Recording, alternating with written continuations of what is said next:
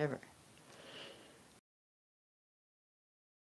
Anna, the mother of Mary, Jesus, son of my daughter, was born. Son of my daughter was born here in Nazareth in the month of January. And the night that Jesus was born, we were visited by men from the east. They were Persians who came to Esdraelon with the caravans of the Midianites on their way to Egypt. And because they did not find rooms at the inn, they sought shelter in our house. I welcomed them, and I said, "My daughter has given birth to a son this night.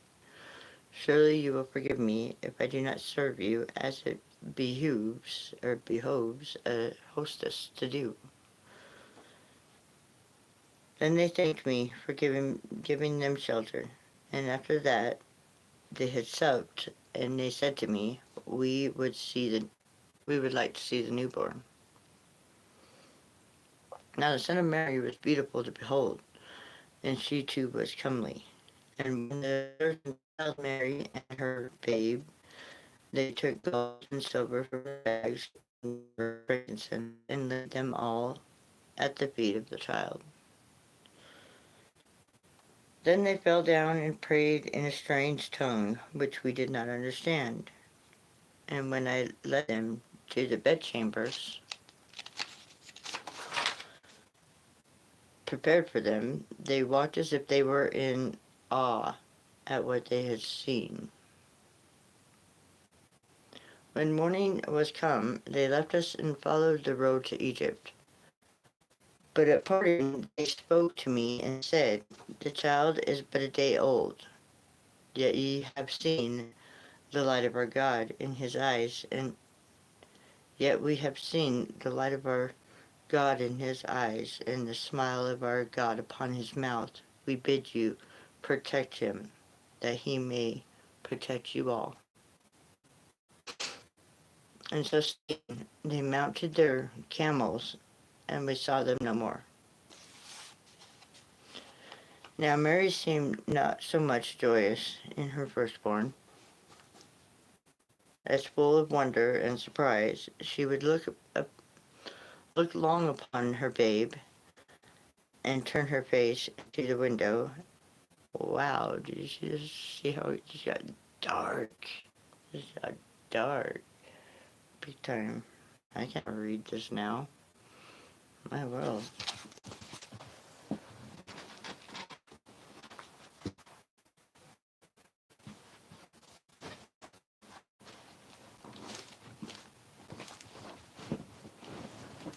Whoa.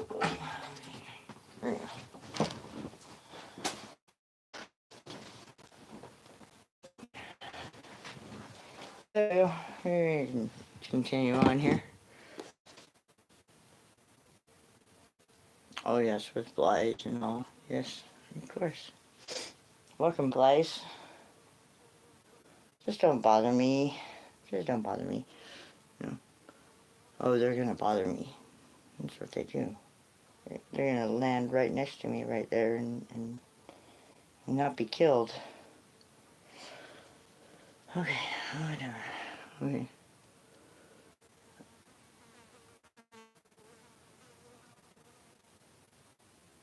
Are we ready? Okay.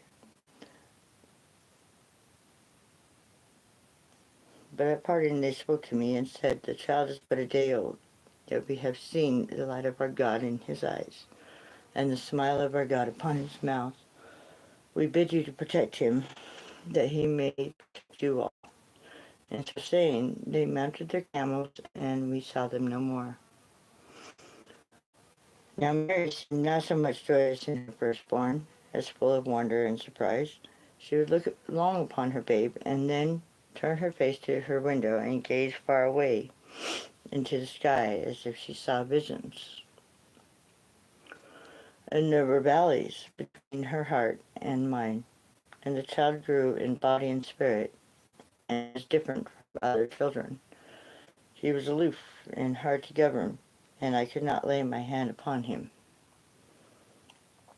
But he was beloved by everyone in Nazareth, and in my heart I knew why. Oftentimes he would take away our food to give to those passerbyers, and he would give other children the sweet meat I had given him before he had tasted it with his own mouth. He would climb the trees of my orchard to get the fruits, but never to eat them himself. He would race with the other boys, and sometimes, because he was swifter of foot, he would delay so that they might pass the stake ere he should reach it. And sometimes, when I led him to his bed, he would say, "Tell my mother and the others that only my body will sleep. My mind will be with them till their mind come to my morning." And many other wondrous words he said when he was a boy, but I am too old to remember. Now they tell me I shall see him no more. But how shall I believe what they say? I still hear his laughter and the sound of his running about my house, and whenever I kiss the cheek of my daughter, his fragrance returns to my heart, and his body seems to fill my arms. But it is not passing strange that my daughter does not speak of her firstborn to me. Sometimes it seems that my longing for him is greater than hers. She stands as firm before the day as if she were a bronze image, while my heart melts and runs into streams. Perhaps she knows what I do not know, but that she might tell me also. Asaph, called the orator of fire. What shall I say of his speech? Perhaps something about his person lent power to his words and swayed those who heard it. For he was comely, and seeing of the day with a fine countenance. Men and women gazed at him more than they listened to his argument. But at times he spoke with the power of a spirit, and that spirit had authority over those who heard him. Oh my gosh, this freaking fly is out of control. In my youth, I had heard the orators of Rome and Athens and Alexandria. The young Nazarene was unlike them all.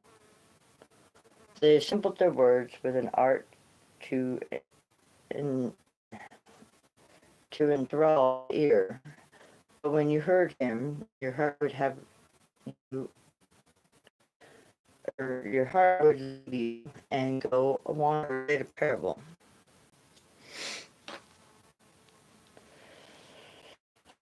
And the like of his stories and parables, he would begin a story with us. The plowman went forth to sow his seeds, or there was a rich man who made his vineyards, or a shepherd counted his sheep at eventide and found that one sheep was still missing. And such words would carry his listeners into simpler selves and into the ancient of days. At heart, we are all plowmen, and we all love the vineyard. And in the pastures of our memory, there is a shepherd and a flock, and the lost sheep. And there is the plowshare, and the winepress, and the threshing floor. He knew the source of our older self, and the persistent thread of which we are woven. The Greek and Roman orators spoke to the listeners of life as it seemed to the mind. The Nazarene spoke of a longing that lodged in the heart. They saw life with his eyes only a little clearer than yours and mine. He saw life in the light of God. I often think that he spoke to the crowd as a mountain would speak to the plain. And in his speech there was a power that was not commanded by the orators of Athens or of Rome. Mary Magdalene. It was in the month of June when I saw him for the first time.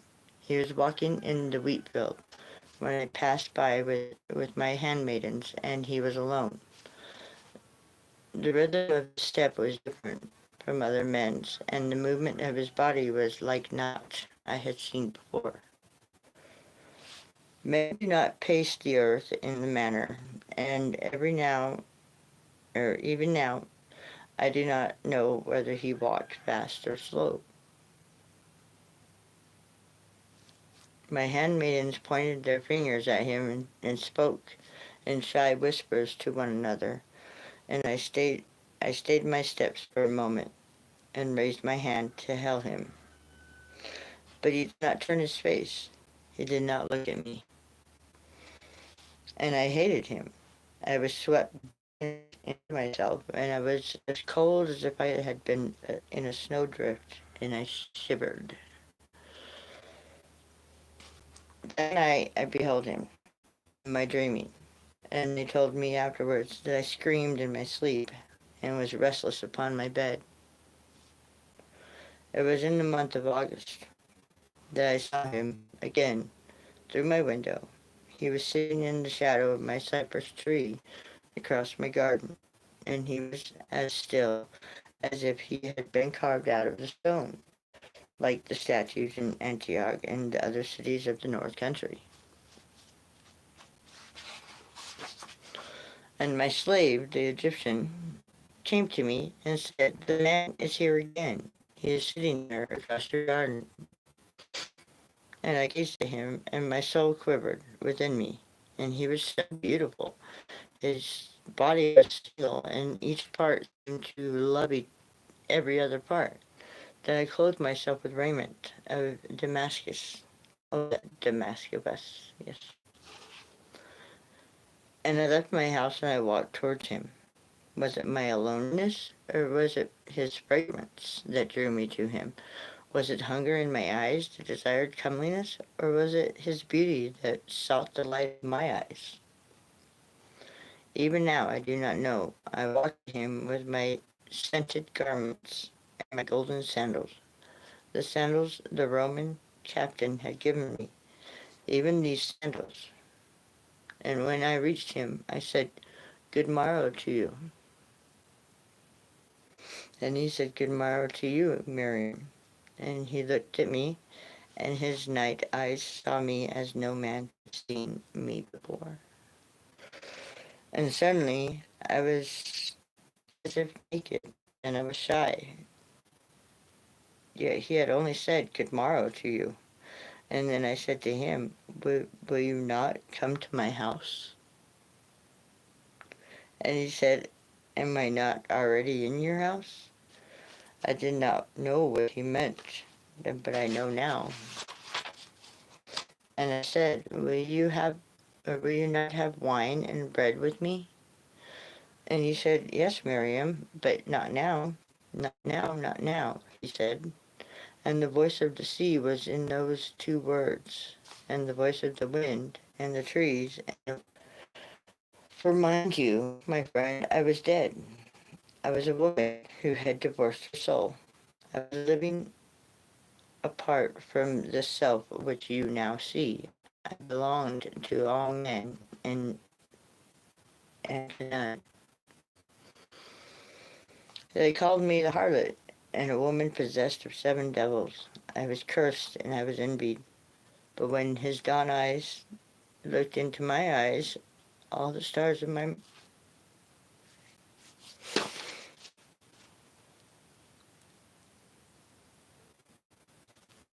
all the stars of my night faded away, and I became Miriam. Only Miriam, a woman lost to the earth, she had known, and finding herself to new places. And now again I said to him, "Come into my house and share bread and wine with me." And he said, "Why do you bid me to be your guest?" And I said, "I beg you to come into my house." And it was all that was sod in me, and all that was sky in me calling unto him. Then he looked at me, and the noontide of his eyes was upon me, and he said, You have many lovers, and yet I alone love you. Other men love themselves in your nearness. I love you in yourself. Other men see beauty in you that shall fade away sooner than their own, sorry, sooner than their own years.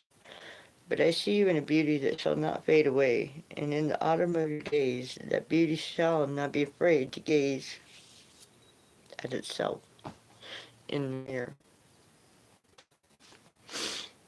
and it shall not be offended. I alone love the unseen in you.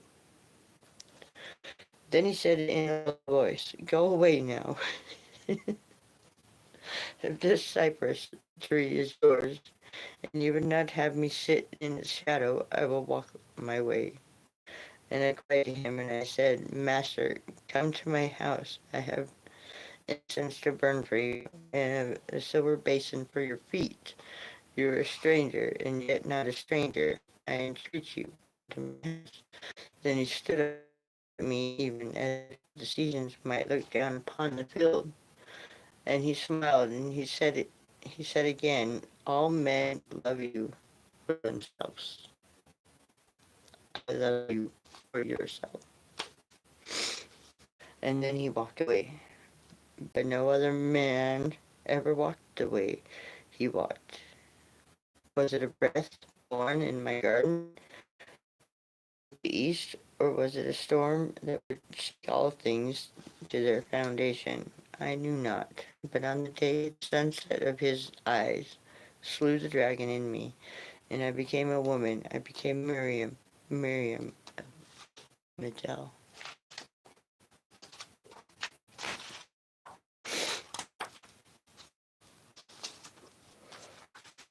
Philemon, a Greek uh, apothecary. I don't know. I don't know. Some things I might. I don't know. I don't know. You go on. That I'm just gonna leave it there. At least we got that much on, right? Yeah, that'd be good. You're special and you're loved. This is the book of the Son of Man, Jesus, Louisus. No, I love you.